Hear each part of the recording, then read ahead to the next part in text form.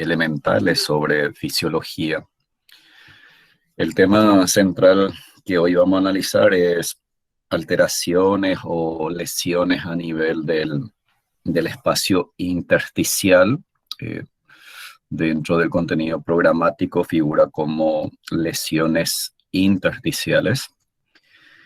En veterinaria hay algunas alteraciones sumamente importantes que vamos a destacar en el día de hoy y con un enfoque básicamente a nivel de medicina veterinaria y con implicancias productivas, sobre todo en algunas especies de importancia. Entonces, vamos a comenzar la clase. Al final podemos hacer una especie de foro y me gustaría que cualquier consulta que ustedes tengan, no duden, señores, en formularlo.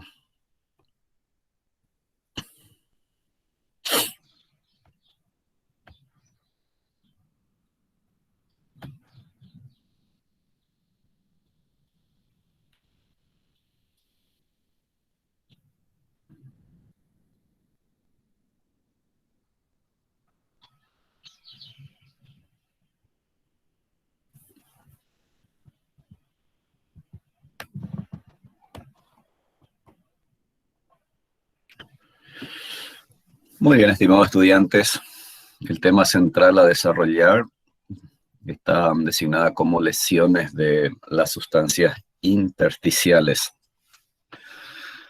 Entonces, aquí como punto inicial, siempre para darle un soporte de un conocimiento y a partir de ahí comenzar a construir los eventos de las alteraciones con implicancia fisio y o patológica, a mí me encantaría un poco rememorar algunas consideraciones básicas cuando en la cátedra de histología hablábamos de tejido conectivo y en fisiología ustedes hablaban de medio interno.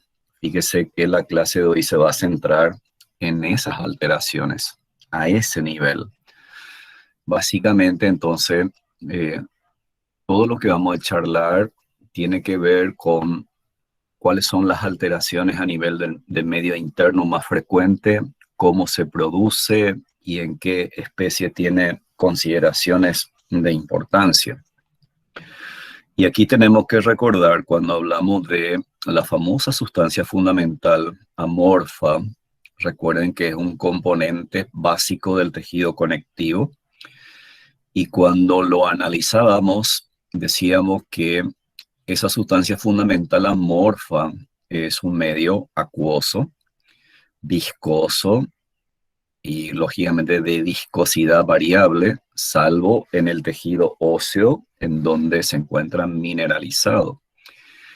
Y la importancia de la sustancia fundamental amorfa es que como componente del tejido conectivo, recuerden que los vasos sanguíneos están distribuidos, ramificados a este nivel y por ende en este sitio se producen los fenómenos de intercambio del plasma sanguíneo, de los componentes del plasma sanguíneo con el medio interno a nivel de los capilares y de las vénulas. A modo de recordatorio es importante recordar que esta sustancia fundamental está constituida por una serie de sustancias inorgánicas y sustancias orgánicas de fundamental importancia para la célula, porque la célula a ese nivel debe captar todos los elementos y o componentes químicos necesarios para la supervivencia, para las reacciones metabólicas, que implica síntesis y elaboración de nuevo compuesto, o la utilización directa de esos compuestos como fuente de energía, y de esa manera cada una de las células de todo el sistema orgánico va a llevar a cabo sus funciones. ¿Ok? Y entre las sustancias orgánicas que tenemos aquí, recordemos, están los aminoácidos, están la glucosa, los ácidos grasos Y luego, cuando hablábamos de la sustancia fundamental amorfa, sobre todo tejido conectivo, con énfasis en hueso y cartílago, aquí encontramos una gran cantidad de una sustancia que lo denominamos proteoglucanos, glicosaminoglucanos, que son proteínas adhesivas que permite, en cierta manera, que la célula de cada componente orgánico, sobre todo el tejido conectivo, esté fija en su posición y relacionada con las fibras colágenas y elásticas.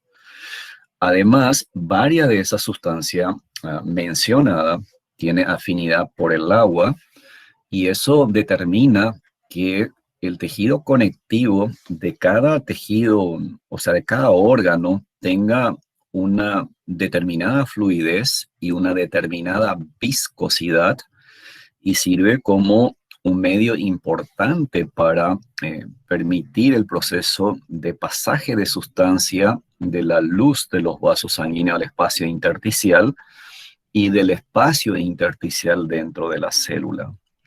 Y ahí simplemente por mencionar, usted, si se recuerdan, teníamos al heparan sulfato, al condroitin sulfato, al dermatan sulfato, al famoso ácido hialurónico, que tiene una gran afinidad por el agua y es el único que no está sulfatado, pero que tiene una gran afinidad por el agua y determina la viscosidad de esa sustancia fundamental. Y ahí, por ejemplo, desde el punto de vista de la patología es importante porque, fíjese, esa viscosidad que tenga la sustancia fundamental evita que determinado tipo de bacteria pueda dispersarse con facilidad a partir de ese sitio. Quizás nunca lo hemos analizado desde el punto de vista funcional con enfoque microbiológico y fíjese que esa sustancia fundamental es, en este sentido, es crucial. Por mencionar nada más, para que ustedes dimensionen, la famosa clostridiosis que produce una muerte súbita en los bovinos en menos de 24 horas, los animales que están en muy buena condición corporal mueren súbitamente. Entonces la pregunta del millón es, ¿y qué hace estas bacterias? Y una de las particularidades que tiene esta bacteria es que produce varias toxinas.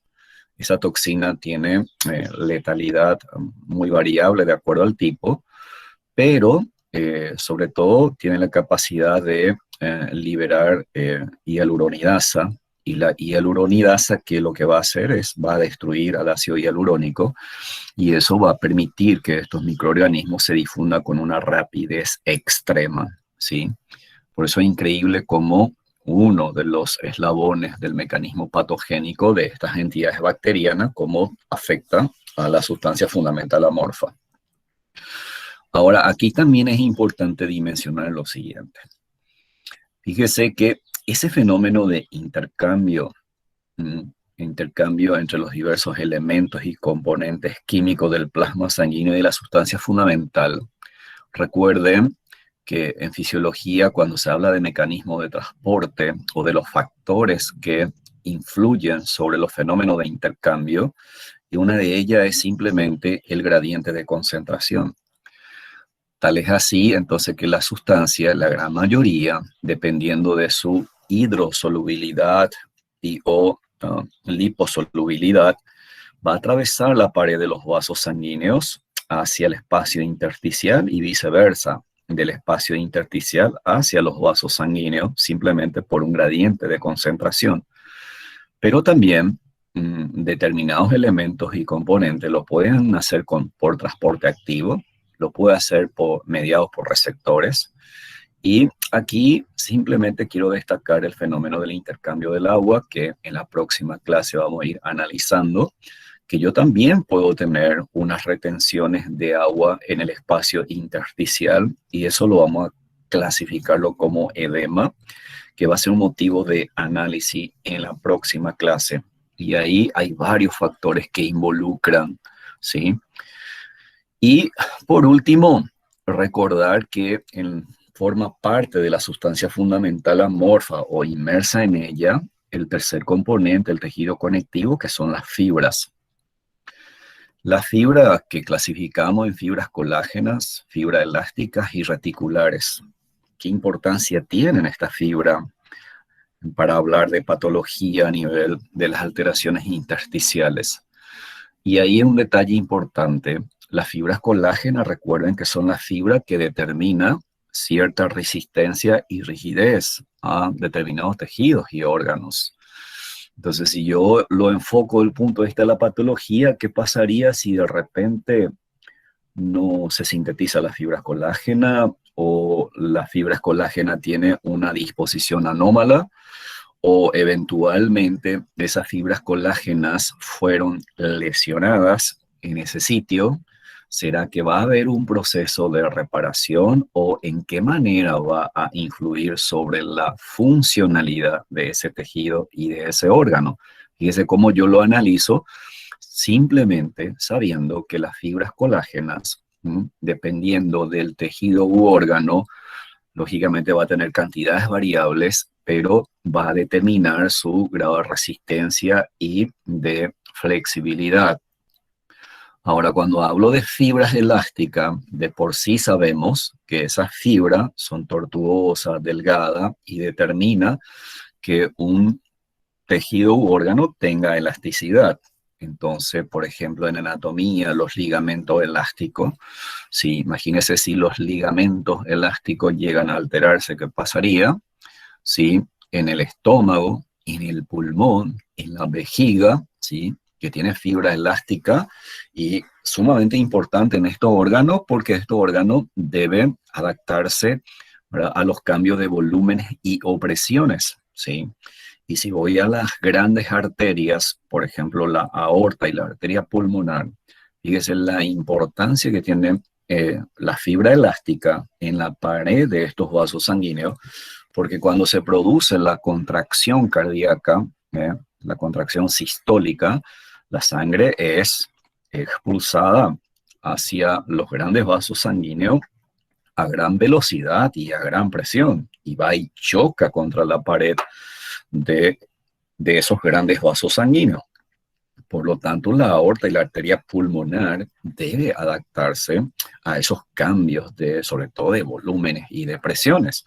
Fíjese la importancia que tiene esto de hacer esta introducción para que ustedes dimensionen de la importancia que tiene manejar estos conceptos básicos para que yo pueda realmente dimensionar que mínima o grandes alteraciones, cómo repercutiría en la función de esos órganos.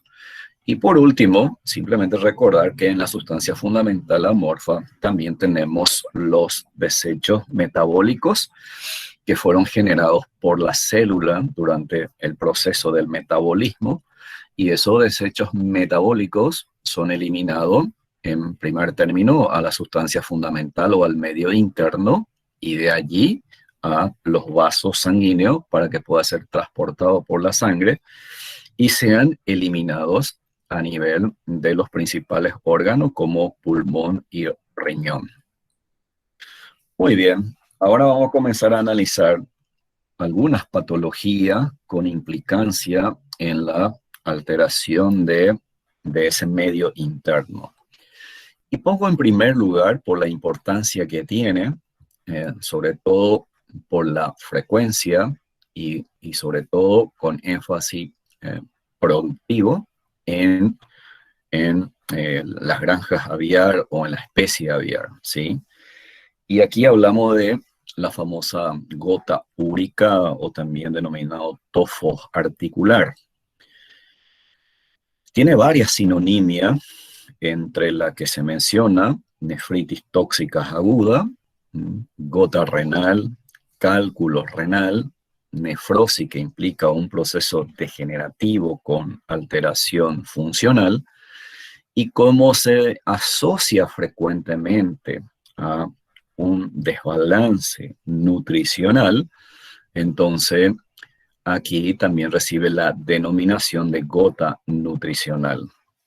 Cuando comenzamos a analizar qué implica este término gota, probablemente me indique que hay un precipitado de esta sustancia que es el famoso ácido úrico. Y el ácido úrico es un compuesto, ¿no?, resultante lógicamente de la degradación de proteínas, se considera como un desecho metabólico. Y estos ácidos úricos en condiciones normales se forman producto del metabolismo de los compuestos proteicos nitrogenados, y estos metabolitos resultantes debería de ser eliminado principalmente por el riñón. Entonces, fíjese, por el riñón. Quiere decir que aquí yo tengo que analizar lo siguiente. Uno, la dieta, la edad de los animales también es importante, y el metabolismo y el proceso de la eliminación. Entonces, consideremos que en condiciones normales es normal que se forme ácido úrico, pero el ácido úrico debería ser eliminado sin problema alguno por el riñón, ¿sí? De tal manera a que se mantenga un valor considerado como normal en el plasma sanguíneo. Si ustedes alguna vez escucharon en el seno familiar una persona que dice tengo ácido úrico, típica expresión, debemos de mencionar lo siguiente: siempre tenemos ácido úrico, porque el ácido úrico es un metabolito que se forma por un proceso metabólico. Es normal. Entonces incluso hay un rango de referencia. Sobre todo esto es muy bien estudiado en los humanos. Cuando uno hace unos análisis, uno puede solicitar el dosaje de ácido úrico, y por lo general se asocia o de manera proporcional a la ingesta de carne. ¿Por qué carne? Porque tiene alta concentración de proteína, y cuando el consumo excesivo en humano, consumo excesivo de carne, entonces diríamos que ahí, si hay una ingestión excesiva, lógicamente el organismo lo metaboliza, las proteínas, y van formando como parte del metabolito resultante de ese proceso el ácido úrico, y el ácido úrico debería ser eliminado por el riñón. Pero ¿qué puede ocurrir? Puede ser que la excesiva cantidad de ácido úrico que se forma, entonces tenemos ahora una alta concentración en la sangre, y que sobrepasa la capacidad funcional del riñón para eliminar la excesiva cantidad de ácido úrico que se va formando. Entonces, si eso ocurre, tenemos una hiperuricemia, ¿ok? Esa hiperuricemia, entonces, ya puedo ir pensando que puede tener una causa nutricional por una excesiva ingestión de proteína que sobrepasa la capacidad de filtración y eliminación a nivel renal, ¿ok? Ahora planteemos lo siguiente. ¿Qué pasaría si, la verdad, tengo una alimentación bien balanceada, no tengo problema, hay un buen balance de lo que está comiendo los animales, y tengo un problema renal? Un problema renal de X causa. Entonces, fíjese, una alteración renal, siempre y cuando comprometa a la filtración y eliminación del ácido úrico, también se va a traducir en una hiperuricemia, ¿ok? Indudablemente esto, cuando hablamos de esta patología, es mucho más importante, pareciera, en medicina humana, pero en veterinaria hay una especie particular en donde ustedes pueden observar y tienen que saber esto, que es en las aves. En las aves hay varias causas posibles enumeradas Y fíjese, se menciona desde una causa infecciosa. Y de repente uno puede pensar, pero como una causa infecciosa va a traducirse en una hiperuricemia. Y muchas de estas causas infecciosas produce una alteración renal, es decir, de manera secundaria, sobre todo en las aves, cuando se produce determinadas infecciones sistémicas que te altere la funcionalidad, alteración estructural y funcional renal, puede terminar en un descenso de la filtración y eliminación del ácido úrico y termina con una hiperuricemia. En ese caso, digamos que los animales están comiendo una ración balanceada, pero la hiperuricemia es secundaria a un proceso infeccioso. Indudablemente, las causas nutricionales juegan un rol preponderante aquí, pero también deberíamos de tener en cuenta que hoy en día los establecimientos modernos, en donde se produce a gran escala, estoy hablando de la producción aviar en galpones muy sofisticados, hoy en día eh, en la mayoría de estos establecimientos modernos se cuida mucho la alimentación y por lo general ahí es importante que las proporciones proteicas y sustancia alimenticia calórica, ¿no? O energética estén bien balanceadas, ¿no?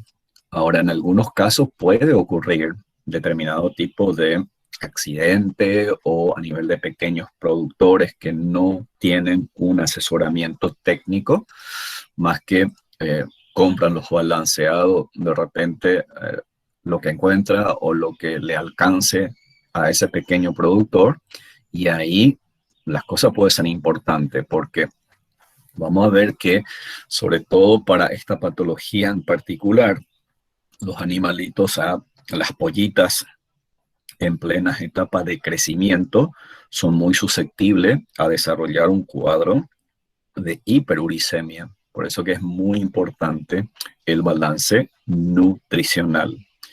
También está demostrado que sustancias tóxicas pueden indudablemente influir también o predisponer. Y aquí sobre todo cuando se producen algunas contaminaciones, sea de agua o de alimentos, porque en la granja aviar se utiliza mucho los famosos insecticidas como limpieza, como desinfección.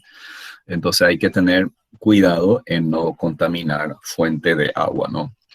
Ahora bien, independientemente de las causas, cuando se produce una hiperuricemia y sobrepasa la capacidad de filtración y eliminación renal, deberíamos de pensar lo siguiente. ¿Y qué pasa con la excesiva cantidad de ácido úrico en la sangre? Quizás este ejemplo no sea muy acorde a lo que voy a decir, pero fíjese, recordemos un poco nada más de fisiología. Cuando tenemos una gran cantidad de calcio en la sangre, hablamos de una hipercalcemia. Y la excesiva cantidad de calcio, fíjese, por vía hormonal, la famosa glándula paratiroide libera la paratormona y ¿qué es lo que hace? Precipita la sal de calcio en el hueso. ¿Okay? ¿Por qué doy ese ejemplo? Porque ocurre algo similar, si bien mecanismo diferente. Esa hiperuricemia, hay una excesiva cantidad en la sangre y simplemente atraviesa la pared de los vasos sanguíneos y comienza a precipitar en determinados órganos de predilección.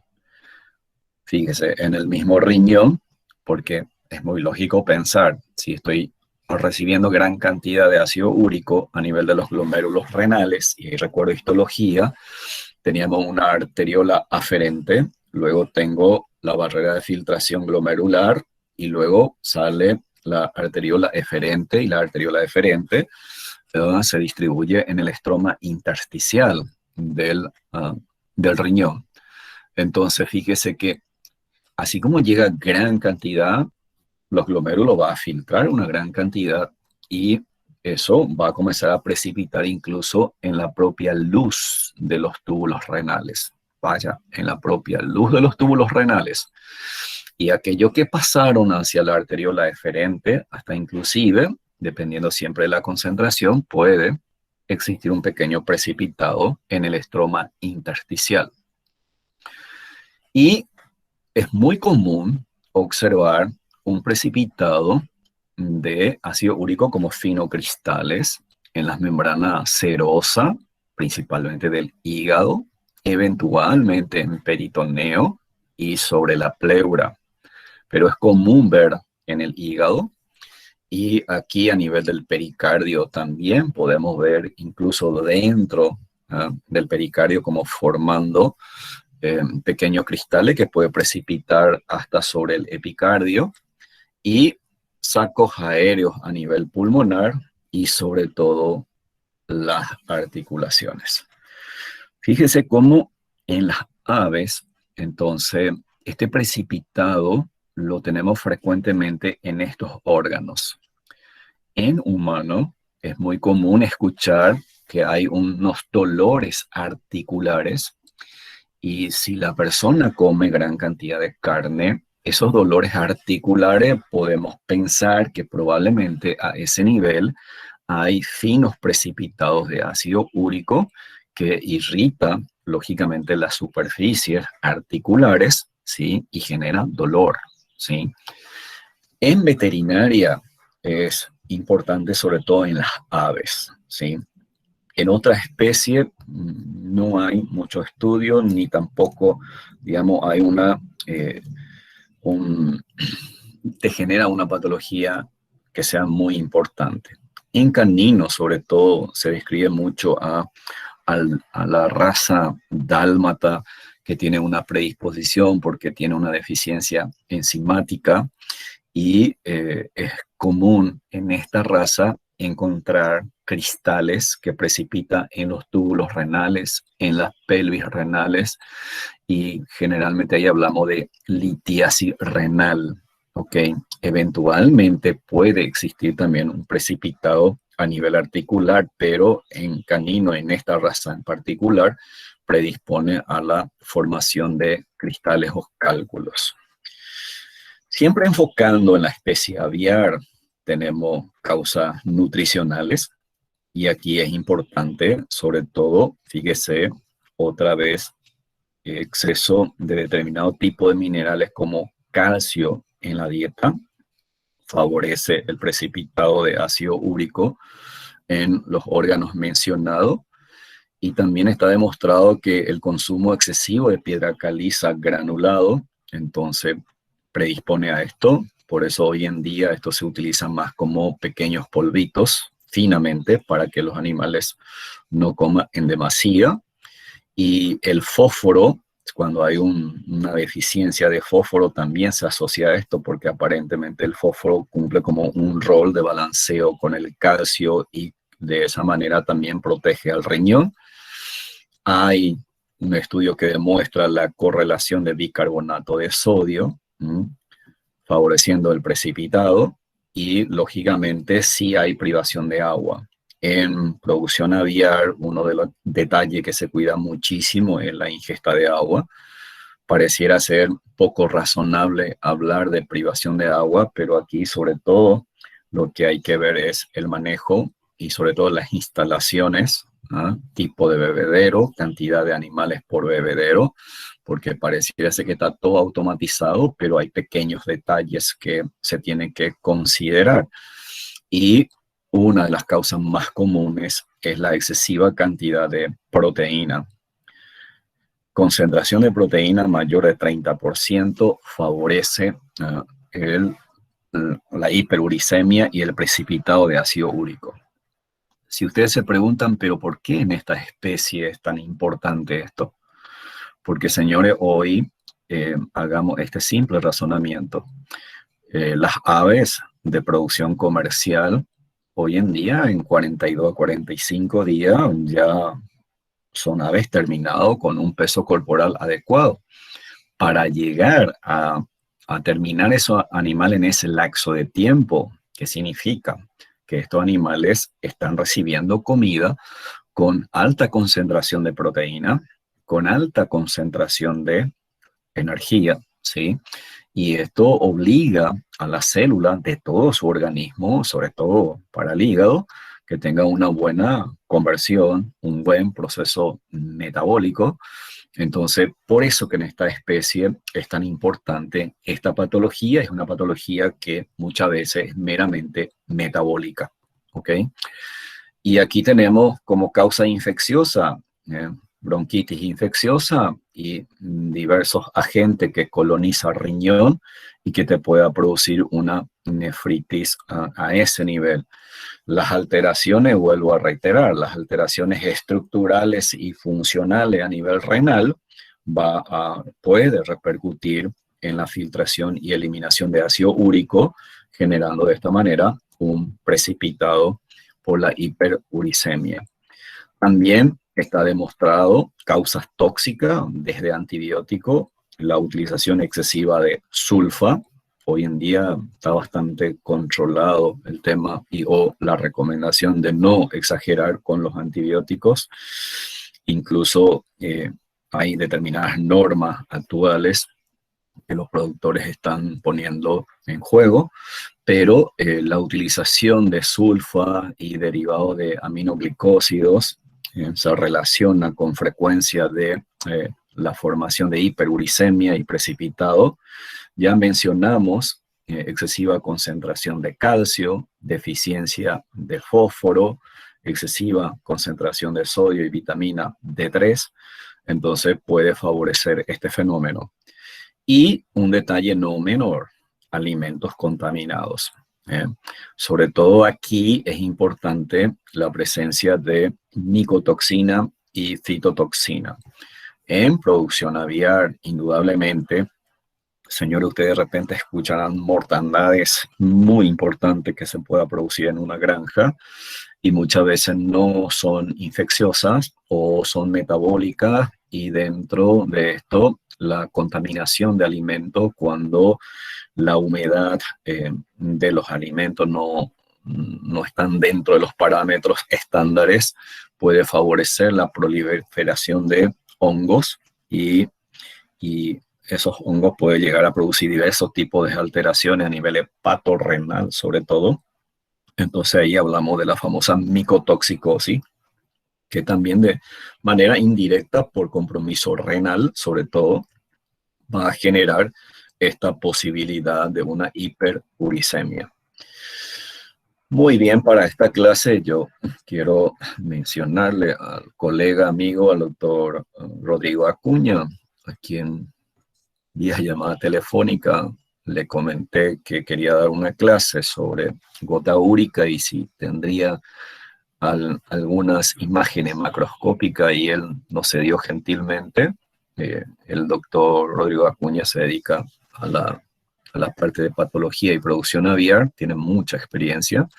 Y estos son casos reales, señores, que es sumamente importante que nosotros como estudiantes y como profesionales comencemos a mirar, porque algunas veces uno se va a encontrar con esto. Fíjese aquí a nivel de las articulaciones, ¿no?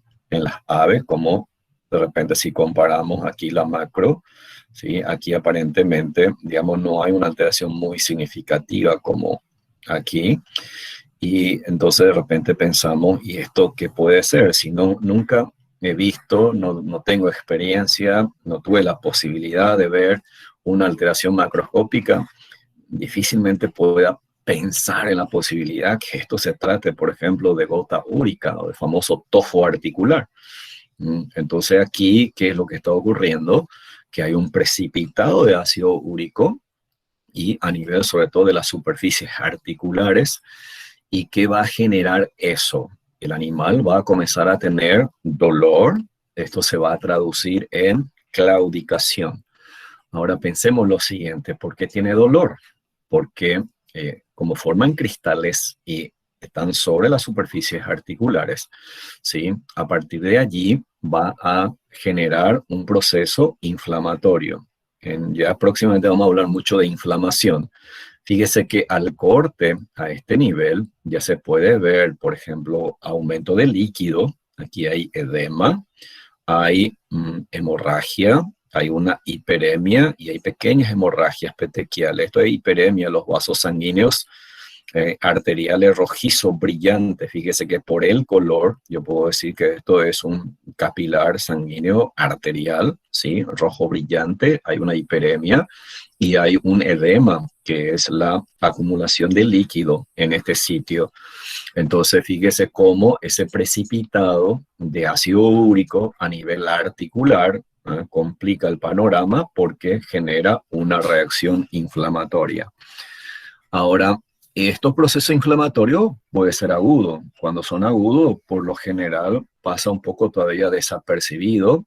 Quizá veamos claudicación de esos animales y cuando observo del punto de vista de la macroscopía, quizás no vea alteraciones muy significativas y en la medida que pasa el tiempo, lógicamente esto va a comenzar a aumentar de tamaño, la inflamación va a ser cada vez más intensa y va a ser proporcional sobre todo a la cantidad de gotas úricas precipitadas a ese nivel.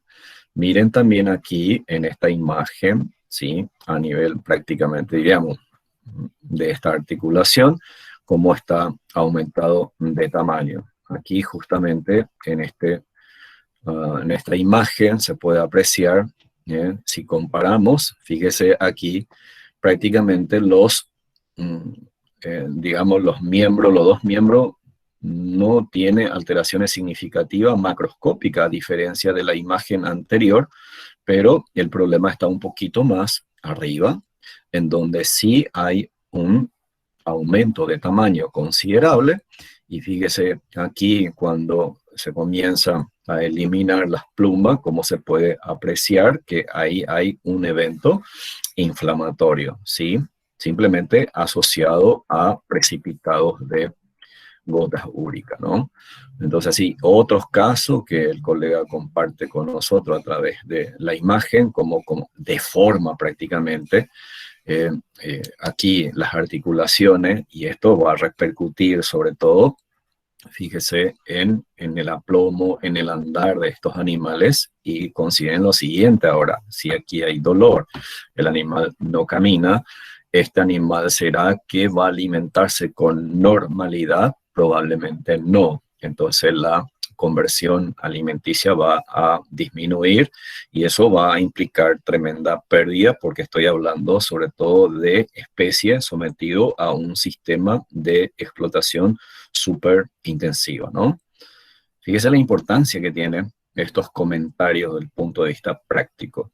Ahora bien, ya deberíamos tener una pequeña experiencia y conocimiento cuando evaluamos órganos internos, ¿sí?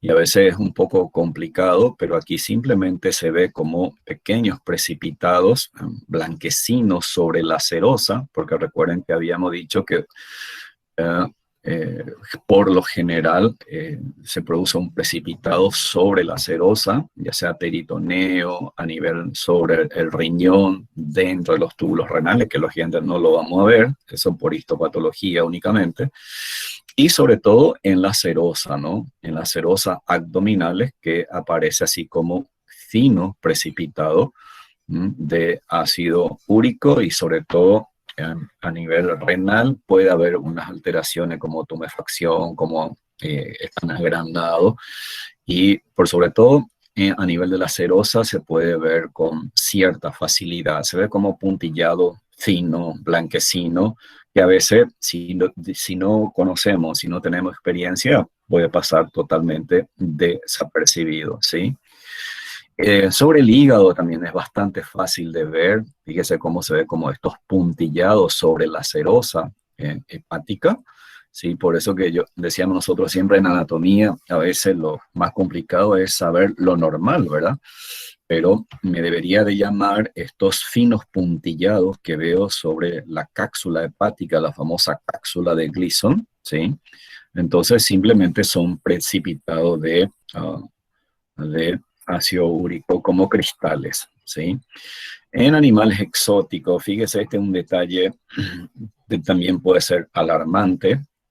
Porque si yo comienzo un poco a mirar la condición corporal de este paciente, fíjese, es un animal sumamente flaco, ¿no? Muy flaco, es caquético, hasta caquético diríamos en este caso. Entonces, si yo estoy diciendo que por lo general aparece en animales con una alimentación excesiva con proteína, entonces pareciera ser una contradicción, porque yo sé que el ácido úrico se forma, que es un metabolito que se forma durante el metabolismo de la proteína principalmente, y sin embargo yo veo en esta especie aquí que es caquético, ¿ah? Significa que este animal tiene un desbalance nutricional terrible. Sin embargo, llamativamente aparecen estas placas, estos precipitados granulares, fíjese, sobre la serosa, sobre el pericardio. Aquí ustedes ven esto que estoy señalando aquí, es un saco aéreo que se ve bastante limpio, aunque un poquito turbio, pero no veo, quizá esto pueda ser un precipitado, esto pueda ser un precipitado, pero aquí es bastante notoria. Entonces, si uno ahora, pero si este animal está tan flaco y sé que el metabolismo, cómo se forma el ácido úrico, ¿cuál es la posible causa infecciosa? ¿Y qué órgano estaría más comprometido para que yo tenga un precipitado aquí en este animal caquético? Riñón, ¿sí? Fíjese, riñón. Ahí probablemente la causa no sea nutricional. Es en el mismo animal para que ustedes simplemente visualicen el precipitado. Fíjese aquí cómo se ve muy bien en esta imagen. Muy bien se ve el precipitado de ácido úrico, ¿no? Impresionante. Entonces, con seguridad, la causa de este animal, de este proceso es infecciosa y con compromiso renal. Y el hígado, ¿no?, fuera ya extraído de ese animal, miren cómo se ve. Esto ya es una placa y aquí se ve como pequeños precipitados como cristales. Esta imagen corresponde a archivo de la cátedra de anatomía patológica, ¿sí? Y miren esto.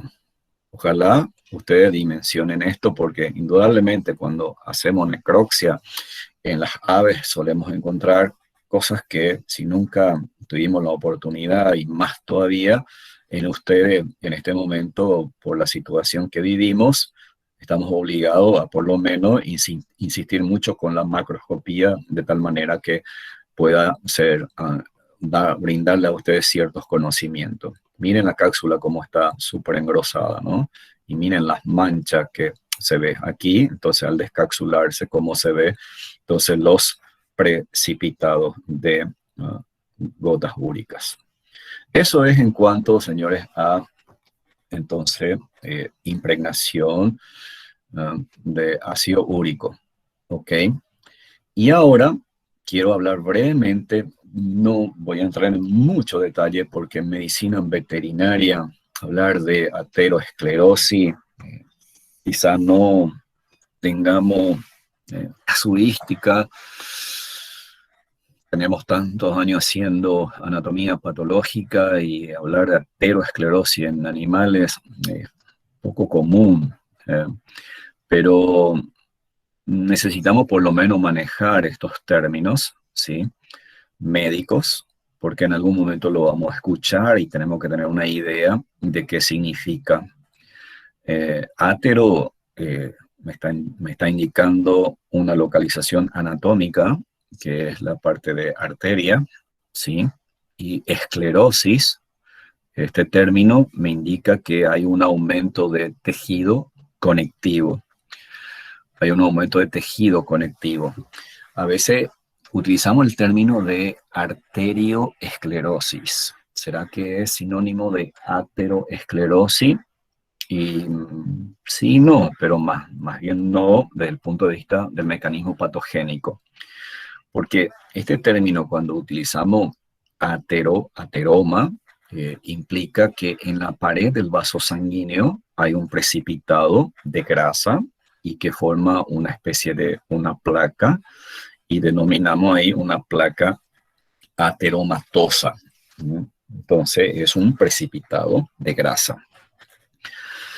Existe un trabajo hecho, pero a nivel de medicina humana, que es muy interesante, en donde actualmente establece como una hipótesis de que la aterosclerosis es considerada en la actualidad como resultante de una respuesta inflamatoria que exhibe la pared de los vasos sanguíneos a diferentes formas de lesión.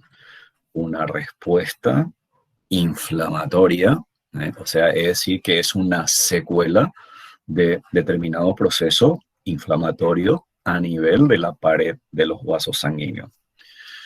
Indudablemente, siempre hablando de casuística y de estudio hecho en medicina humana, se asocia mucho con un proceso crónico y que conduce a la formación o lesiones focales o placas, que puede llegar a ocluir los vasos sanguíneos. Los vasos sanguíneos y genera una complicación circulatoria trombótica. Trombosis es la formación de coágulo intravascular activado de forma patológica. Ahora bien, fíjese, entre las principales causas se mencionan las siguientes: la acumulación de lipoproteína de baja densidad, la LDL, en el espacio subendotelial. Ahí histología debería de recordar. Los vasos sanguíneos tienen 3 capas: la túnica íntima, la túnica media y la túnica adventicia o serosa, dependiendo de la localización de ese vaso sanguíneo. Entonces, estas placas, o sea, el precipitado de lipoproteína de baja densidad, fíjese, se produce entre la célula epitelial, entre la íntima y la túnica media y la túnica muscular. Entonces, por debajo de la capa subendotelial. Ese detalle es muy importante, ¿sí? Entonces se deposita a ese nivel y a partir de ahí, fíjese, cuando se acumula esta sustancia, esta lipoproteína de baja densidad, que va a pasar a ese nivel. Esta lipoproteína de baja densidad fuera de los vasos sanguíneos y precipitado en ese sitio experimentan una oxidación. Se oxidan y se describe como lipoproteína de baja densidad oxidada. Esto genera un fenómeno de quimiotaxis. Como estoy hablando de un precipitado de LDL por debajo de la capa subendotelial, ¿sí? Y entre la túnica íntima, la túnica media, entonces, ¿qué va a ocurrir ahí? Ahí tenemos células centinela, de hecho, porque ahí hay tejido conectivo. Tenemos los macrófagos fijos a ese nivel que comienzan a activarse porque ¿cuál es la función que tienen los macrófagos? La de fagocitar, ¿ok? Pero si hay un intenso precipitado de esta lipoproteína a ese nivel, entonces se liberan sustancias catalogadas como citoquina. ¿Qué hacen esa sustancia? Genera más migración de monocitos a partir de la pared de los vasos sanguíneos y se ubican en ese sitio, y los monocitos que abandonan la pared de los vasos sanguíneos se van a transformar en macrófagos, y los macrófagos que hacen van a fagocitar esa lipoproteína oxidada. Y también está demostrado que las células musculares lisas aparentemente también sufren un fenómeno de metamorfosis y tiene la capacidad de incorporar en cierta manera esa grasa en su citoplasma. Estos macrófagos que de por sí cumplen esa función, entonces se convierten en lo que se denominan como células espumosas presentes en la pared de los vasos sanguíneos, en el sitio donde se deposita esta placa lipídica o ateromatosa. ¿Por qué se le denomina célula espumosa? Porque los lípidos, ustedes saben que cuando se incorporan dentro del citoplasma, y en el citoplasma hay agua, recuerden que no es mezclable, no es miscible con el agua, entonces forman vesículas de tamaño variable, y la célula adquiere entonces macroscópicamente o a través de la microscopía óptica se lo puede ver entonces como células vacuoladas macrofágicas y que se designa aquí como célula espumosa. ¿Ok? Entonces, un poco para simplificar el evento patogénico, el depósito de LDL subendotelial que sufre una oxidación con liberación de diversos factores de crecimiento y de citosina, entonces incluso otra producida por las propias células endoteliales, promueve entonces un fenómeno de la quimiotaxis, ¿sí? Y comienza a haber una activación de los monocitos a macrófagos, y luego participan otras células como los linfocitos, y cuando aparecen los linfocitos, aquí ellos tienen la capacidad también de liberar una serie de citoquinas, junto con los macrófagos, comienzan a estimular ¿a quién? A los fibroblastos. Y los fibroblastos estimulados comienzan un poco a proliferar y a sintetizar más fibras colágena. ¿Qué va a pasar en este momento? Ya si comienzo a tener mayor cantidad de fibroblastos con una mayor síntesis de fibra, sobre todo fibra colágena, entonces estoy ya teniendo la formación de una placa ateromatosa más una fibrosis, entonces aquí comienzo a hablar de una arteroesclerosis. ¿Ok? Muy bien, esto es simplemente una imagen de lo que estamos hablando, en donde cuando se produce un precipitado, aquí está la capa subendotelial, ¿sí? Aquí está la capa subendotelial. Este es un trabajo hecho aquí por estos investigadores que me pareció sumamente interesante. Fíjese aquí, tengo a las células endoteliales, el precipitado del LDL, recuerden, una lipoproteína de baja densidad, ¿sí? Precipita y se ubica por debajo de la capa subendotelial, está en la túnica íntima. Esto dijimos, experimenta un fenómeno de oxidación, y esto va a generar una cosa, que los monocitos que de por sí están como célula centinela, va a transformarse en macrófago, pero como se libera ya citoquina, que produce la marginación, migración de más monocitos, acude en el sitio y vamos a tener una metamorfosis de los monocitos en macrófagos. Los macrófagos, que va a hacer, va a fagocitar a esta lipoproteína, pero a la vez ya comienzan a liberar otras citoquinas, que son factores de crecimiento, y esto va a generar que algunos fibroblastos o incluso las propias células musculares lisas aparentemente experimentan una metamorfosis, y por lo tanto aquí el resultado final, puedo tener una mayor síntesis de fibras colágena, y en ese momento ya voy a tener instaurado la formación entonces de una placa ateromatosa con esclerosis. Y bueno, por lo tanto, el resultado de la interacción de estos factores ya mencionados genera finalmente una respuesta fíjese, fibroproliferativa, porque ahí voy a tener mayor cantidad de células inflamatorias que acudieron en el sitio, son macrófagos, principalmente linfocitos, y la liberación de la citoquina ya mencionada estimula entonces la proliferación, sobre todo de fibroblasto en ese sitio, y esto hace que se forme entonces una placa ateroesclerótica. Ahora, si yo de repente pienso de una manera, ¿qué pasa si esta placa va creciendo aquí? Porque ocurre ese fenómeno, porque aquí la alta concentración de lipoproteína hace que haya cada vez más precipitado, porque se convierte en un círculo vicioso positivo. Entonces esto va a aumentar de tamaño, y al aumentar de tamaño, aquí yo tengo la túnica muscular, y esto generalmente ocurre en arteria de grueso calibre, y tengo una túnica muscular muy fuerte. Entonces, fíjese, pensarlo de una manera lógica, yo pensaría, ¿será que la placa ateromatosa entonces va a presionar hacia las fibras musculares y produce un abombamiento hacia la serosa? ¿O será que esta placa ateromatosa, a medida que va aumentando en tamaño, me produce una presión sobre la célula endotelial y la célula endotelial te hace este contorno, ¿con cuál quedaría? Probablemente esto sería lo que va a producir a bomba a las células endoteliales hacia la luz del vaso sanguíneo. Muy bien, esta es una imagen publicado por estos autores mencionados aquí. Miren, señores, histología, si se recuerdan, histología normal de la pared de un vaso sanguíneo.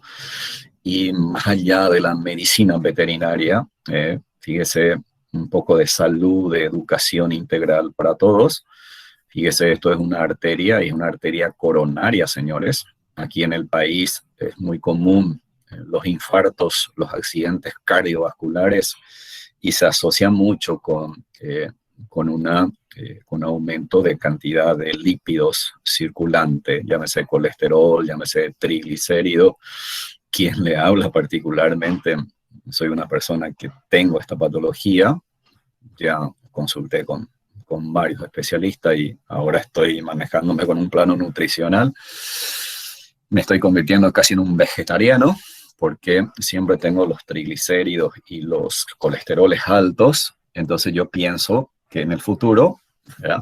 Ojalá no me pase esto, pero bueno, solo a manera de educarnos todos, ¿sí? Fíjese, esto es una arteria coronaria y aquí esto sería la luz, ¿ah? Y de por sí ya veo que tiene una disposición muy irregular. Fíjese aquí la pared como que se proyecta hacia la luz, ¿sí? Y aquí inclusive ya forma como una proyección tipo vegetante, ¿no? Entonces, miren aquí, esto sería la túnica media y aquí, fíjese aquí, veo una cosa vacía prácticamente. Es muy probable que aquí haya habido mucho depósito de tejido adiposo y que haya sido fagocitado y aquí existe gran cantidad de células espumosas que son los macrófagos que han fagocitado. Pero de por sí, esto te genera una distorsión en la forma, en la luz, en el diámetro. Fíjese cómo se proyecta hacia la luz, comienza a producir una estenosis oclusiva parcial. Estenosis es la reducción de la luz de una estructura tubular. Y el otro detalle, que si aumenta la trama fibrosa, fíjese el otro detalle, si aumenta la trama fibrosa, que hoy yo le mencioné a manera de introducción, ¿qué pasaría si me aumenta aquí las fibras colágena en la pared de este vaso sanguíneo? Y yo necesito que esta fibra tenga mayor cantidad de fibra elástica. ¿Ok? Recuerden que esta arteria de grueso calibre va a recibir sangre a gran velocidad y a gran presión y que en condiciones normales este vaso sanguíneo debería de dilatarse para adaptar a ese cambio de volumen y de presión. Entonces, ¿qué puede ocurrir? Puede ocurrir una ruptura, señores. Una posibilidad que se produzca una ruptura. Otra posibilidad, y la más frecuente, es que esto se desprenda, por ejemplo, esta estructura que se proyecta ya hacia la luz, viene la sangre, genera un flujo turbulento y esto se puede romper.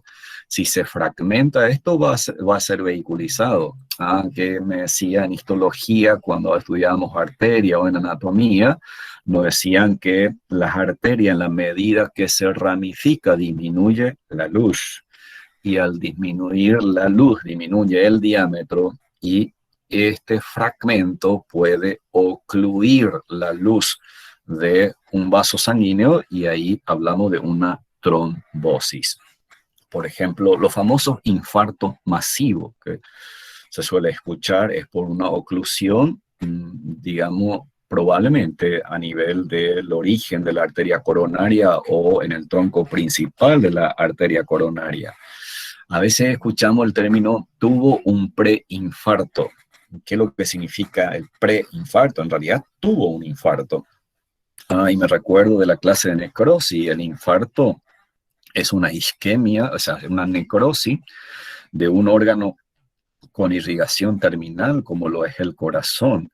Pero entonces, si hablo de un preinfarto, significa que hubo áreas necrosadas por isquemia, pero digamos no lo suficiente que llegue a la muerte del individuo. Y a veces, escuchan, se recuperó, le dio la segunda, la tercera vez, en el tercer ataque se lo llevó. Entonces, ¿qué es lo que ocurre? Es que va experimentando una serie de trombosis que lo vamos a analizar en la próxima clase justamente conmigo, creo. Muy bien, eso es en cuanto a ateroesclerosis. Y la famosa arterioesclerosis no necesariamente está relacionada a la presencia de placa lipídica en la pared del vaso sanguíneo, sino fíjese, sobre todo esto en medicina humana es sumamente interesante porque los fenómenos de hipertensión que experimentan las personas por diversas causas o cuando tenemos problemas renales, esos problemas renales te generan un fenómeno de hipertensión. Entonces, ¿qué ocurre? Si es un ciclo repetitivo, esto hace que el sistema vascular de por sí esté con un tono de contracción mayor a lo fisiológico y eso va a obligar al órgano, al corazón sobre todo, a que experimente una mayor fuerza de contracción y frecuencia. Entonces tenemos una taquicardia, tenemos una presión sanguínea elevada y siempre está actuando contra la pared de los vasos sanguíneos y la pared de los vasos sanguíneos en respuesta a ese fenómeno también puede aumentar la formación de fibras colágena a ese nivel y vas a tener una túnica íntima y media con mayor cantidad de fibras colágena, la pared va a estar más gruesa, disminuye la luz del diámetro de los vasos sanguíneos y lastimosamente tenemos una esclerosis de las arterias. ¿Ok? Muy bien. Y hablemos un poquito de la fibrosis. Fibrosis, esto es un poco más fácil que ya lo menciona la patología mencionada anteriormente. A ver, ¿qué significa osis? Osis indica un fenómeno degenerativo. Que si yo estoy hablando de una sustancia fundamental, de la lesión intersticial, sé que ahí hay fibras colágena, elásticas y reticulares. Y ahora quiero hablar de una fibrosis, que es un fenómeno degenerativo. ¿Pero por qué fibra? Porque la base está en que esa lesión tiene mayor cantidad de fibras. ¿Y qué tipo? Por lo general, fibra colágena. Eventualmente puede haber un aumento de fibra elástica y con menor posibilidad de fibras reticulares. Indudablemente la fibra colágena ocupa el primer lugar y en algunas circunstancias podemos tener una mayor cantidad de fibra elástica, convirtiéndose en un fenómeno de elastosis, ¿no? Ahora bien, entonces lo definimos la fibrosis como un aumento de la trama fibrosa en el espacio intersticial a nivel de tejido o a nivel de determinado órgano, ¿no? Y bueno, y si uno se pregunta, pero ¿y cómo aumenta la trama fibrosa en la sustancia fundamental? Y ahí es histología y es fisiología. Y no complicarse la vida, simplemente conocer la base fundamental. Recuerden que la fibra colágena es sintetizada principalmente por los fibroblastos. Los fibroblastos son células fijas del tejido conectivo que tienen la capacidad de sintetizar los precursores de las fibras colágena, que son los tropocolágenos, y los tropocolágenos liberados en el espacio intersticial se polimerizan y comenzamos a tener entonces fibras colágenas en condiciones normales. Ahora yo quiero hablar de patología. Significa que tengo que tener mayor cantidad de fibras colágena y quizás esas fibras colágena que se forman en una velocidad mayor. Eso probablemente va a implicar que en ese sitio voy a tener mayor cantidad de fibroblasto. Al tener mayor cantidad de fibroblasto, siempre y cuando esas células sean funcionales, van a sintetizar mayor cantidad de tropocolágeno, por lo tanto voy a tener mayor cantidad de polimerización y por ende de fibras colágenas, ¿no? En ese tejido, en ese órgano. Ahora lo que tengo que pensar, y bueno, ¿y bajo qué circunstancia? Ya sé el mecanismo patológico, pero ¿bajo qué circunstancia? Y ahí, señores, ahí tenemos procesos patológicos y tenemos procesos fisiológicos, ¿ok? No toda la fibrosis necesariamente es resultante de un evento patológico, pero un evento fisiológico puede llevar, sí, a un evento patológico. Voy a mencionar de otra manera ya enseguida. Entonces, cuando lo más importante para nosotros es que la fibrosis, gran parte de la fibrosis, es el resultado final de una reacción inflamatoria de evolución crónica. Una reacción inflamatoria de evolución crónica. No vamos a hablar mucho de inflamación porque eso es toda una clase, pero voy a tratar de simplemente que esto sea entendible, ¿no? Cuando hay un evento inflamatorio, señores, en ese sitio participan varias células, dependiendo del agente causal que ha generado esa reacción inflamatoria. La intensidad y el tipo de infiltrado inflamatorio va a depender también del agente causal, pero aquí lo importante es considerar que es casi imposible decir una fibrosis en una inflamación aguda. Pero eventualmente puede haber una secuela, pero la fibrosis puede aparecer frecuentemente en una reacción inflamatoria crónica o asociada o secuela de un proceso inflamatorio crónico.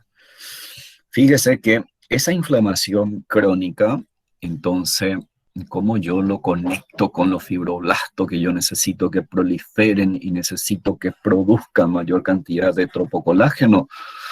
Porque en un proceso inflamatorio crónico, dependiendo de las células que participan, sobre todo ahí los macrófagos y los linfocitos son terriblemente importantes en este fenómeno, porque ellos liberan citoquinas y esa citoquina lo que hace es estimularle a los fibroblastos que están ahí en ese sitio, y los fibroblastos recuperan su capacidad de división, y sobre todo las células mesenquimáticas, que son las células madre que está ahí, entonces comienzan también a activarse y comienzan a dividirse, dando origen a más fibroblastos, y por lo tanto tengo un mayor número de fibroblastos.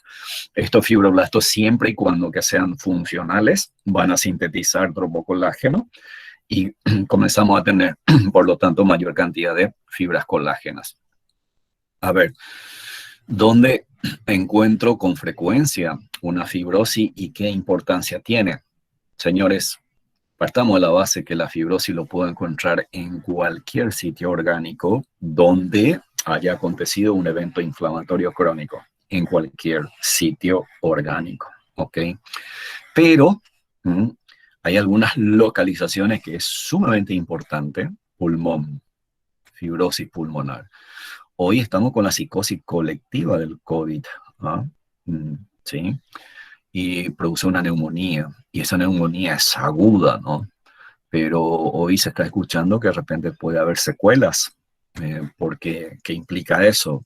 Si de repente se superó ese cuadro agudo, entonces podemos pasar a los cuadros subagudo crónico, o si hubo un daño terrible a ese nivel, entonces puede comenzar a repararse, y un proceso de reparación, fíjese, puede ser integral. Si una reparación integral significa que, si doy como ejemplo el pulmón, que los alveolos pulmonares van a comenzar a dividirse y van a reponer todas las células perdidas, pero no siempre es así, porque si hubo un daño tan importante, entonces ahí se activa la reparación por proliferación de fibroblastos, y eso se va a traducir en una cicatrización que implica la formación de tejido fibroso.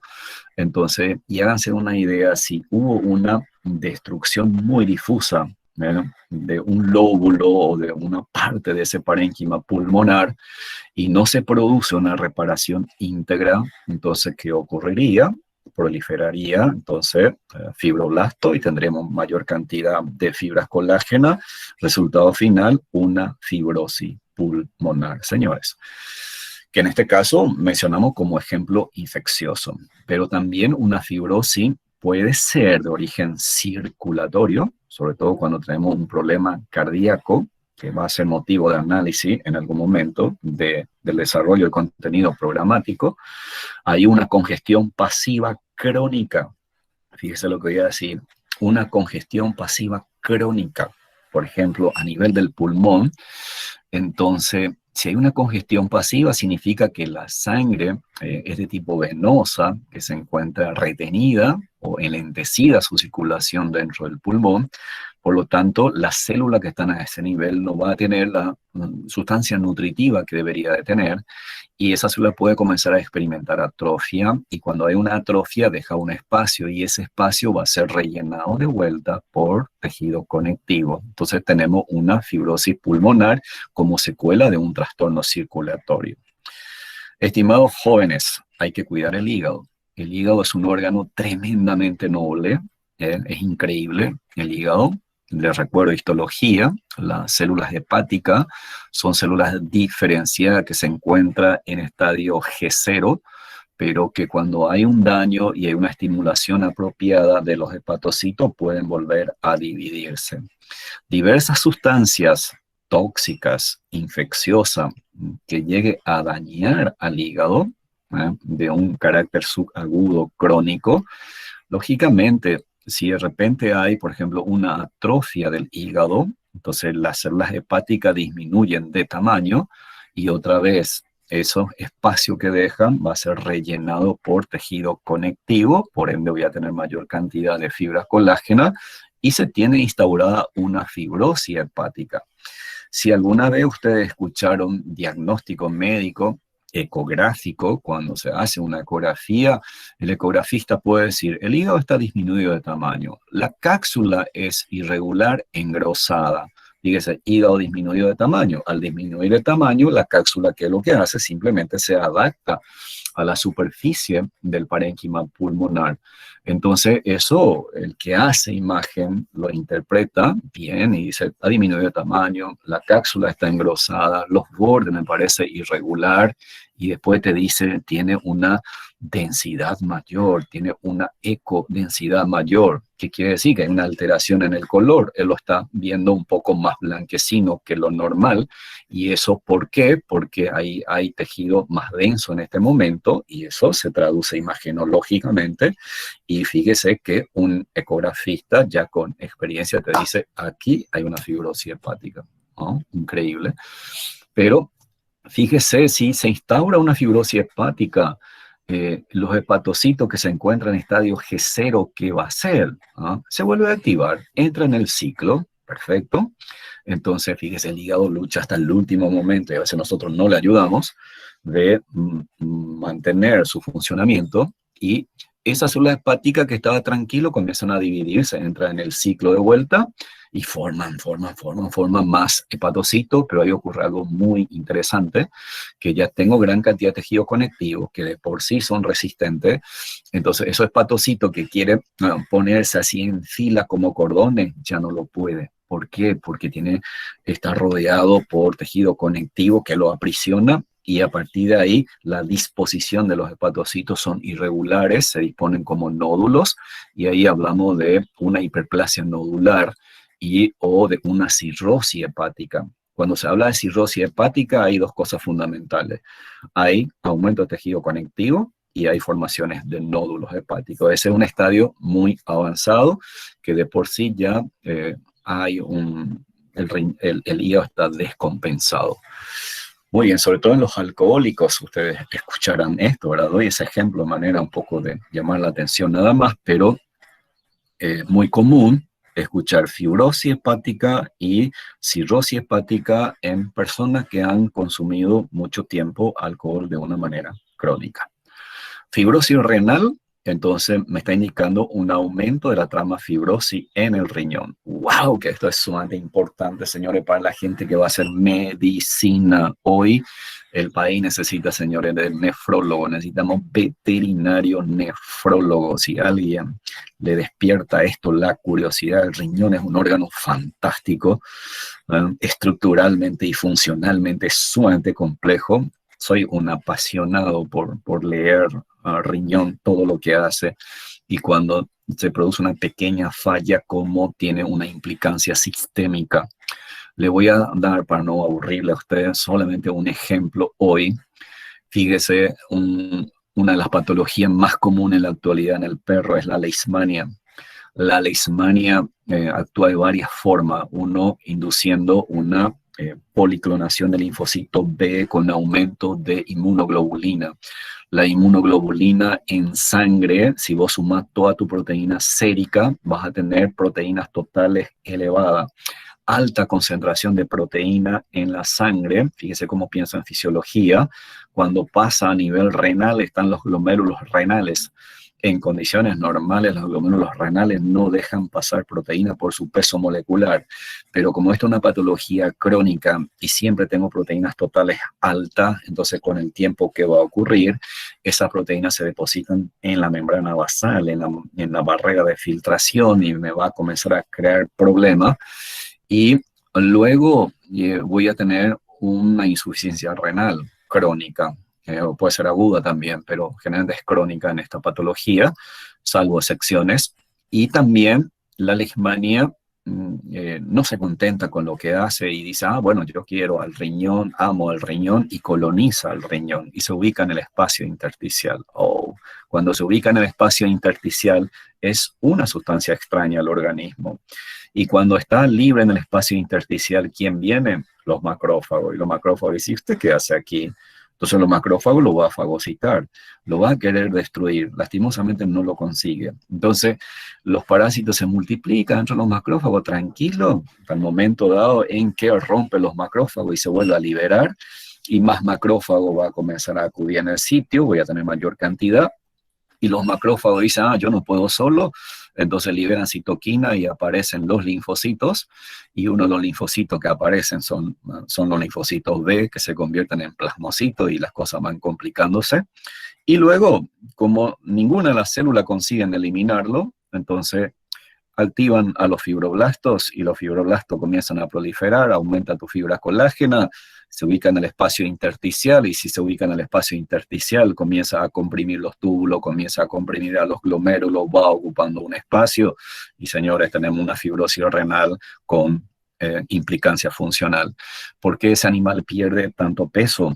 Por un daño glomerular, porque ahí ya no es capaz de seleccionar y deja pasar proteína, y esos animales tienen una proteinuria terrible. Fíjese cómo una fibrosis renal entonces se traduce en una tremenda alteración funcional con implicancia sistémica. Hay una patología en medicina humana, no tengo yo mucha experiencia en medicina veterinaria, que se llama fibroesclerosis sistémica, la famosa esclerosis múltiple, que es una patología de tipo autoinmune, terrible, no le deseo a nadie, en donde va aumentando la trama de tejido conectivo y fíjese, los dedos como que se encorvan, los huesos duelen, las articulaciones duelen, cada vez la motilidad disminuye, y cuando llega a comprometer órganos sistémicos como pulmón, hay una terrible insuficiencia respiratoria. Si tenemos una fibroesclerosis renal, es terrible. Esta patología es terrible y de tipo autoinmune, pero hoy por hoy se lo maneja bastante bien porque se conoce mucho de los mecanismos patogénicos, pero a la larga genera complicaciones muy serias. Así como la fibrosis dérnica, que en veterinaria a veces es muy difícil de llegar a un diagnóstico preciso, pero hoy en día por lo menos tenemos histopatología que se puede hacer, y patología, o sea, problemas dermatológicos crónicos. Ustedes van a ver que la piel aparece engrosada, arrugada, hiperpigmentada, ¿verdad? Y no sabemos una causa primaria, ¿no? A veces es muy difícil, pero cuando te llega a esa consecuencia, lógicamente esto ya se traduce en una alteración, en las alteraciones de la barrera dérmica. Entonces es un problema bastante serio, y el veterinario que trata a ese paciente va a tener mucha presión de parte de los propietarios, porque quien más, quien menos quiere que su perro se vea bien, ¿verdad? Bueno, y después aquí, cuando llegamos a animales longevos, perros, caninos sobre todo, es muy común que tengamos una fibrosis valvular. Perdón, es común. Y muchas veces, yo suelo escuchar mucho, propietarios preguntan, cuando se hace una ecocardiografía y la especialista le dice, tenemos un problema cardíaco, tenemos un problema valvular, o sea, hay formas de comunicación para que no sea impactante, ¿no? y de repente escuchamos, tiene la válvula un poco engrosada. Esa válvula engrosada es una fibrosis. A veces cuando decimos una válvula engrosada no suena tanto, ¿no? O sea, no es tan impactante, pero si de repente yo digo una fibrosis valvular, ¿qué estoy diciendo? Que esa válvula que en anatomía yo lo estudié y me decían los profesores que es delgada, transparente, translúcida, delgada, transparente, translúcida. Ahora es una válvula supraengrosada, no transparente, y pierde su elasticidad, pierde su capacidad de retracción, ¿sí? ¿Y qué va a pasar aquí? Vamos a tener problemas cardíacos de cierre de válvula, estenosis valvular, ¿sí? Vamos a tener reflujo, vamos a tener un trastorno circulatorio, la cosa no es tan simple, ¿no? Y también tenemos la famosa fibroartrosis, ¿verdad? En patología crónica, leishmania, puede llegar a producir esto. Hoy aparece la Ehrlichia, pero la Ehrlichia más bien produce un cuadro agudo. No lo asocio tanto a este evento, pero sí la leishmania. Ahora, aquí es muy importante en terneros sobre todo cuando ocurre una infección umbilical en ombligo, señores. Los personales de campo a veces son reacios a desinfectar bien el ombligo. Ustedes tienen una infección umbilical, esa bacteria coloniza el ombligo, a veces se tiene un acceso a ese nivel, o ustedes después ya ven que un animal, un ternero, comienza a renguear. Y más allá de decir, pobre, ¿cómo sufre ese ternero? Sí, lo está sufriendo, el dolor que tiene ese animal, pero más allá de eso, nosotros como médicos deberíamos de dimensionar qué es lo que está pasando ahí, que probablemente hubo una infección sistémica con colonización de las articulaciones, y como es un proceso crónico y ahí hay un precipitado de material fibrinoso, hasta inclusive puede haber, por ejemplo, una anquilosis. A veces ese ternero, cuando sobrevive mucho tiempo, ya no puede doblar las articulaciones. Y señores, ahí ya hay una fibroartrosis terrible. Eso ya no tiene solución. Y entre la fibrosis, fíjense, no todo es patológico. Aquí debería de mencionar de vuelta la arterioesclerosis. Arterioesclerosis, que es una, ya mencionamos hoy, la fibrosis de la pared de las arterias que tiene implicancia circulatoria. Y cuando hablamos de una fibrosis fisiológica, aquí está la senil, ¿ok? Perdón por el ejemplo, para los caballeros, ¿eh? Y sobre todo en medicina veterinaria, toros viejos, ¿no? Los testículos experimentan involuciones, se atrofian. Es normal, es fisiológico. Ese testículo que disminuye de tamaño, está atrofiado y disminuye los túbulos seminíferos. Entonces, al disminuir los túbulos seminíferos, no pensemos tanto en medicina humana, pensemos en animales, en un reproductor de alto valor genético y que ya sea viejo, ¿no? Y no lo quiero eliminar, pero ¿qué pasa en el testículo de ese animal? Disminuye los túbulos seminíferos. Al disminuir los túbulos seminíferos te va a disminuir la calidad seminal. Pero ¿qué pasa con ese espacio que ocupaba los túbulos seminíferos? Prolifera tejido conectivo, aumenta la trama de tejido conectivo y tenemos una fibrosis. Glándula mamaria, un ejemplo espectacular para una fibrosis senil fisiológica en todas las especies. No se imaginen en muchas cosas, pero lo menciono de esa manera para que ustedes consideren como tal que la glándula mamaria también experimenta cambios seniles. Y la dama sobre todo, que siempre se pone frente al espejo, ¿no? Además de cuidarse, a veces a cierta edad ya comienzan a aparecer las famosas arrugas, y le tengo que decir que las arrugas es simplemente una fibrosis dérmica por aumento de la trama de la fibra colágena que te genera una retracción de la piel y aparecen las famosas arrugas. ¿Ok? Y bueno, como última parte de la clase de hoy, vamos a hablar brevemente de calcificaciones patológicas. Ok, esto es, creo que va a ser mucho más fácil para ustedes porque estoy seguro que ustedes manejan mucho de endocrinología, por lo tanto va a ser relativamente fácil hablar de esto. Cuando hablamos de calcificación patológica, recuerden que estamos hablando de lesiones intersticiales. Significa que la calcificación o la mineralización se produce en el espacio intersticial, ¿ok? Y ahí está una pequeña definición, es decir, un depósito de sales de calcio más otros minerales como hierro, magnesio, precipitado en ese lugar, entonces vamos a tener una mineralización o una calcificación patológica. Y se reconocen dos tipos. una denominada calcificación distrófica y otra la calcificación metastásica. Ambas tienen importancia. Ahora, ¿qué entiendo por calcificación distrófica? Es cuando, fíjese, se producen tejidos muertos. En tejido muerto significa que hubo una necrosis, lógicamente en un organismo vivo. Y un detalle, la calcificación se produce en ese tejido muerto aún con calcemia normal. Es decir, los niveles de calcio están dentro del rango normal y no hay, por lo tanto, trastorno metabólico. Ahora, ¿y qué entiendo por calcificación metastásica? La metástasis es un término que se utiliza en oncología, que implica la aparición de otro proceso neoplásico a partir de un foco primario. Por ejemplo, estaba en la mama y luego apareció en el pulmón. Entonces, el foco que está en el pulmón lo llamo foco metastásico. Pero cuando hablamos de calcificaciones metastásicas, lo que en realidad me quiere decir este término, que aparece ese precipitado de minerales en varios tejidos, en varios órganos. Y, señores, este es interesante. Siempre se asocia a un cuadro de hipercalcemia. Vuelvo a reiterar, en la calcificación distrófica se asocia a necrosis y con calcemia normal. En calcificación metastásica se produce en varios tejidos y está asociado a hipercalcemia. Aquí no es necesario que haya necrosis, señores, ¿ok? No es necesario. Vamos a ver por qué ocurre. Entonces, cuando hablamos de calcificaciones distróficas, esto ya nosotros hemos desarrollado necrosis y habíamos identificado alguna forma de necrosis, como la de coagulación, de licuefacción y la necrosis grasa. ¿Ok? En estos sitios, señores, puede ser que ocurra un fenómeno de mineralización.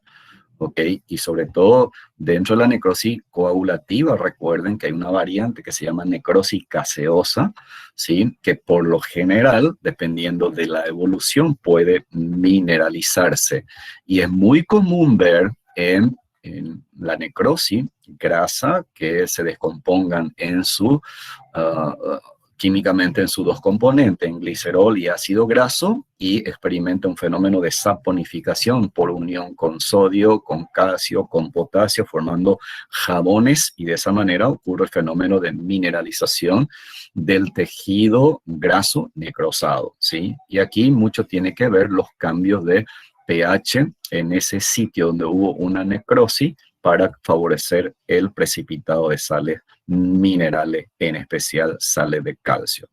También acabamos de ver que se puede formar un ateroma vascular, y ese ateroma vascular, siempre y cuando genere cierto tipo de necrosis concomitante y o alteraciones del pH reinante, puede experimentar un fenómeno de mineralización. Válvulas cardíacas, señores, válvulas cardíacas. Fíjese, las válvulas cardíacas que siempre están sometidas a una irritación crónica producto de la turbulencia sanguínea, puede experimentar simplemente trastornos degenerativos seniles que puede llegar a mineralizarse o puede ser secundaria a procesos infecciosos. Pero aquí lo que nos interesa es que ese precipitado de sales de calcio, siempre y cuando haya una necrosis, entonces vamos a tener una mineralización. Y tenemos la túnica íntima en las arterias elásticas. Ahora, en este caso, se describe una patología veterinaria que en realidad es más bien yo lo clasificaría como una calcificación sistémica metastásica, famosa intoxicación con duranillo blanco o enteque seco. Cuando mencionamos a este agente, más bien correspondería a un fenómeno de hipercalcemia. Aquí se da simplemente como ejemplo que puede llegar a generar un precipitado más bien focalizado. En cuanto al aspecto macroscópico, por lo general aparece como gránulos o placas o grumos, muy parecido hoy a lo que vimos a las gotas úricas, y a menudo aparecen como depósitos arenosos, ¿verdad? Y por eso lo llaman, sobre todo cuando aparecen en la necrosis gaseosa tuberculosa, incluso puede llegar a mineralizarse. Microscópicamente aquí tengo unas imágenes que le voy a mostrar ya en breve.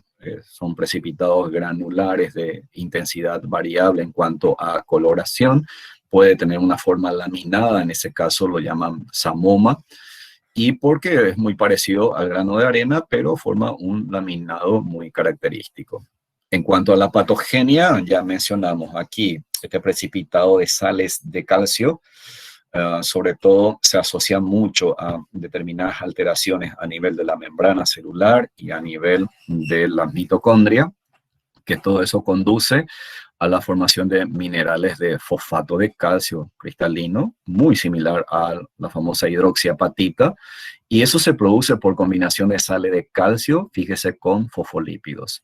Cuando hay una destrucción de la membrana celular y que tiene gran cantidad de fosfolípidos y esos fosfolípidos liberados, entonces puede, siempre y cuando haya una concentración de calcio adecuado en ese sitio, entonces puede combinarse y forman, por lo tanto, entonces esta combinación de fosfato de calcio. De esa manera precipita en ese sitio. Aquí esta imagen es una necrosis gaseosa a nivel pulmonar. Esto es la macroscopía. Esto sí tocamos va a ser consistente. Si cortamos con el cuchillo, lo vamos a sentir como que tiene como gránulos que roza el cuchillo. Y fíjese, un corte histológico microscópico. Acá hay tejido conectivo en gran cantidad. Esto técnicamente es una fibrosis en una zona necrosada. Entonces puedo incluso decir hay una fibrosis pulmonar focal sin ningún problema, porque esto sí aumento de tejido conectivo. Fíjese que en este sitio no veo prácticamente alvéolos. Y esto que ustedes ven aquí, esto es un conglomerado de sales minerales, conglomerado de sales minerales, y aquí tengo precipitado más aislado, ¿sí?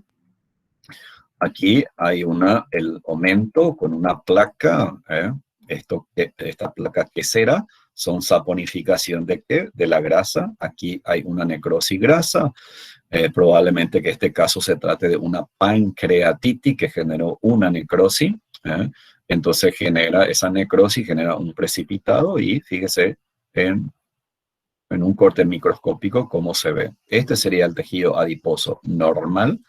Este ya es un tejido adiposo ya degenerado, con una necrosis avanzada. Aquí se están liberando los ácidos grasos y los gliceroles, que se combinan luego con sodio, con calcio, con potasio, y te forman los jabones, el proceso de saponificación y, consecuentemente, la mineralización de esa necrosis. Y bueno, para ir cerrando la clase de hoy, referente a calcificación metastásica.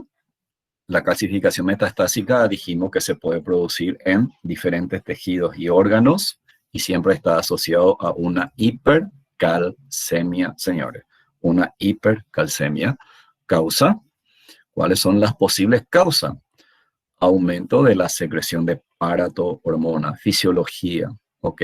Cuando hay una excesiva secreción de paratohormona, ¿qué hace el PTH? Actúa sobre el tejido óseo, sobre los osteoblastos, y los osteoblastos libera una sustancia que actúa indirectamente sobre los osteoclastos, y los osteoclastos, ¿qué hace? Activa su anhidrasa carbónica, modifica el pH ácido ahí en la laguna en donde se encuentra. Al modificar el pH, haciéndolo ácido en esa zona, entonces promueve la desmineralización del hueso.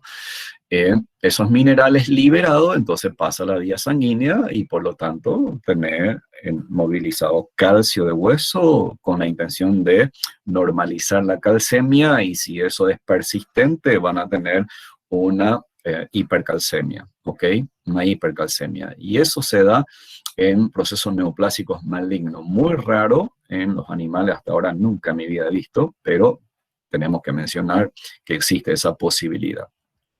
Otra quizá más común sea la destrucción de tejido óseo por procesos neoplásicos. Imagínese un osteosarcoma, un mieloma múltiple o leucemia asociado siempre y cuando de origen, lógicamente, medular con destrucción de hueso y foco metastásico secundario, ¿no? En el hueso. Eso genera una alteración a nivel estructural del hueso que implique destrucción y formación y hay una alteración metabólica importante y se va a traducir en una hipercalcemia. Y también cuando hay trastornos relacionados con la vitamina D.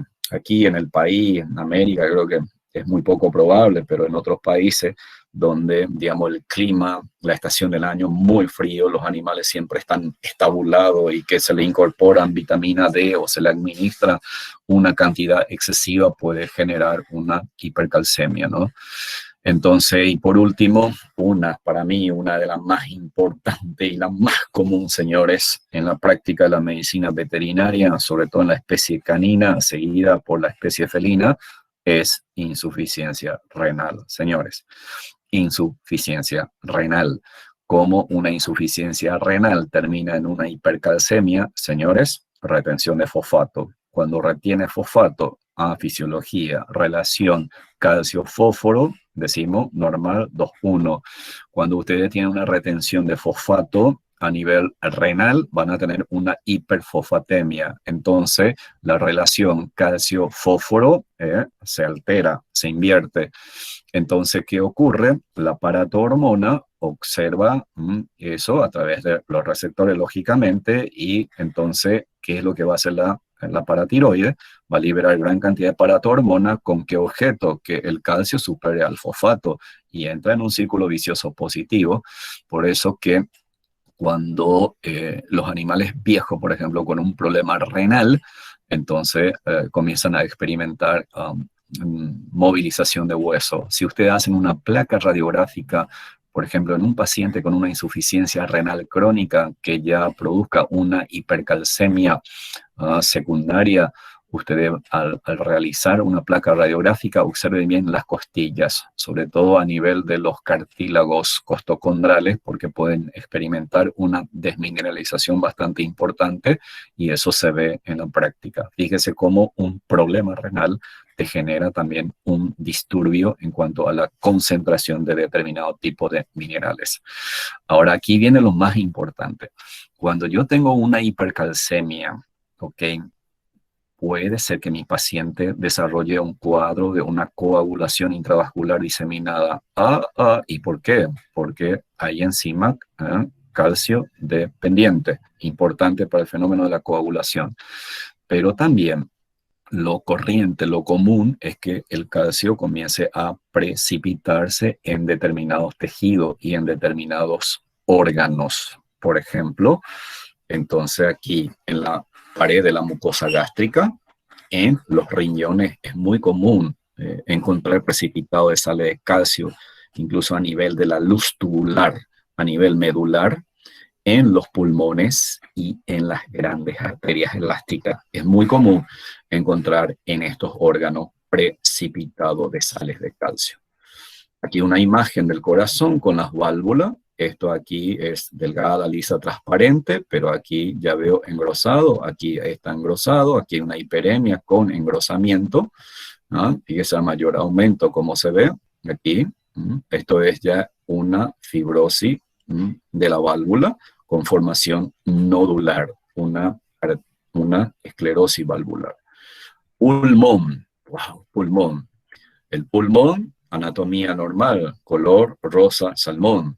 Cuando se hace la apertura del tórax, debería colapsarse. Y fíjese aquí, aparece como una masa densa, blanquecina y al corte resistente. Y cuando cortamos, encontramos esto. ¿Qué pasó aquí? Aquí hay una fibrosis pulmonar y hay una mineralización ósea, una calcificación del parénquima pulmonar. Fíjese, aquí están los bronquios. Imagínese, hágase de la idea de toda la implicancia funcional que va a conducir esto a este nivel. ¿Okay? Y por último, señores, simplemente destacarle a ustedes esto, ya lo hemos desarrollado, pero en el espacio intersticial les recuerdo que puede haber un precipitado de proteínas con alteraciones estructurales y en su configuración, que habíamos hablado de hialinosis extracelular, y cuando esa proteína se combina con otros compuestos, entonces habíamos hablado de una amiloidosis que ya lo hemos desarrollado. Muy bien, señores, esto es lo que quería compartir con ustedes sobre esta patología de lesiones intersticiales.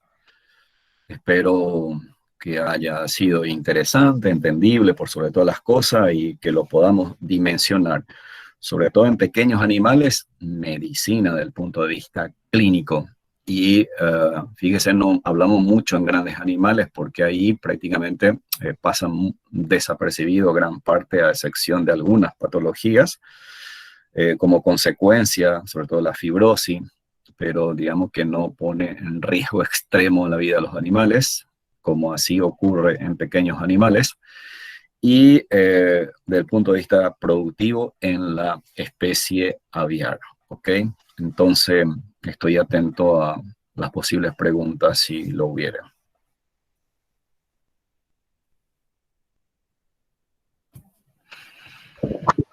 Doctor, yo tengo una consulta. Sí,